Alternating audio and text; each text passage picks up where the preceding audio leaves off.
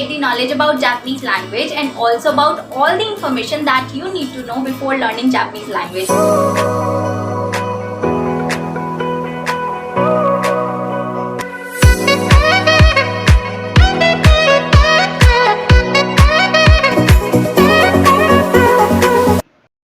Hello everyone, konnichiwa minasan. I'm Nancy. Welcome back to my YouTube channel Learn Japanese with Nancy. I hope you all are fit and doing good in the journey of beautiful life.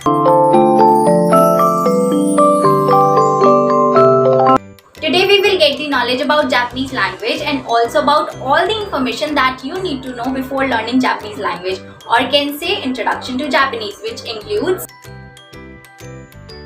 5 topics: general features of Japanese, Japanese scripts, how to start learning Japanese language or how to study Japanese language from basic to advanced level, only exams you should attempt, levels of exam, how to get certified certificate. The last and important one is most effective way to study Japanese language. On this last topic, I will also make separate video in detail so that you can make your schedule to study in an easy and effective way. I have divided this video in two parts so as not to be too long. You are watching part 1 and part 2 will come out on next Saturday, as I upload my new videos every Saturday. Please subscribe my channel and also hit the like button if you like my video. So let's start with the first one. General features of Japanese includes parts of speech.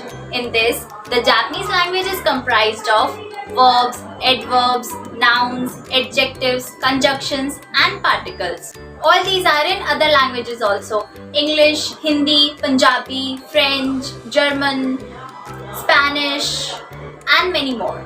Like in English, we study verbs, adverbs, nouns, adjectives, etc. etc.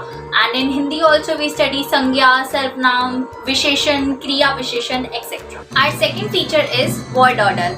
A predicate always comes at the end of a sentence and a modifier always comes before a word or phrase to be modified.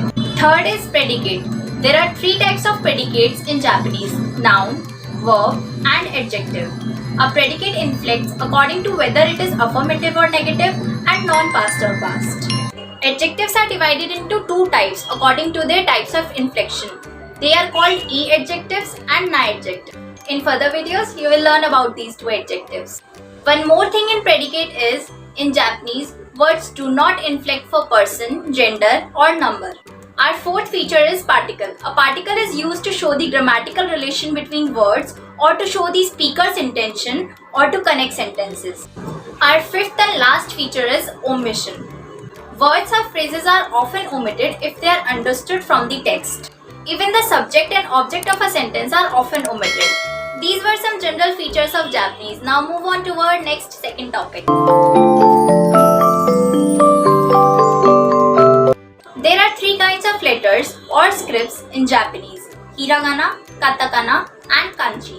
Kanji is comprised of Chinese characters. Hiragana and katakana are phonetic representations of sound, and each letter basically corresponds to 1 mora, a unit of sound. Kanji convey meanings as well as sounds. At the end of this Japanese script topic, you will get to know what kana and mora is, so don't worry. In Japanese scripts, all 3 types of letters are used together. Katakana are used to write foreign names and loan words. Loan words are basically used to write sounds and are not original Japanese sounds but are needed to use in loan words. 1945. 1945 kanji letters are fixed as essential for daily use. Hiragana are used to write particles, inflectable parts of words, etc. Other than these 3 types of letters, Romaji. Roman letters are sometimes used for the convenience of foreigners. You may see at stations and on signboards. Here we have completed with our second topic, Japanese script. Now, as I said to tell you what kana and mora is, let's quickly go through it. A mora is a unit of sound in Japanese. In order to write Japanese language, according to the pronunciation, kana are used. 1 kana letter or 1 kana letter accompanied by a small kana letter. Example, kya basically corresponds to 1 mora. This ki and ya are hiragana script letters which together makes kya. If now also you don't understand clearly what kana and mora is, so don't worry, I will definitely clear all your doubts in the second lesson of my video.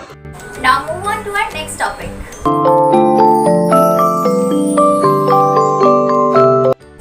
According to the experts, Japanese language has divided into 3 levels: basic, intermediate and advanced. But remember one thing, here I am talking about basic, intermediate and advanced level, not for exam levels. That is different. I will also talk about exam levels after this topic. Basic Japanese is for beginners, intermediate is the continuation of basic and advanced is the continuation of intermediate. I will also make separate detailed video on what includes in basic to advanced level for your better understanding. अब बारी आती है how to start learning Japanese. See, every language has a pattern to study, same as in Japanese. So don't worry, subscribe my channel and start studying with me. I will clear all your doubts. So with this, we have covered 3 information in part 1. Part 2 will cover the remaining 2 information. Don't miss the second part because it is also very important, and without watching it, you will get incomplete knowledge. Also, don't forget to like this video and subscribe my channel to get updated with my upcoming videos. I will meet you in my next such interesting and informative video. Till then, bye bye, take care and keep smiling.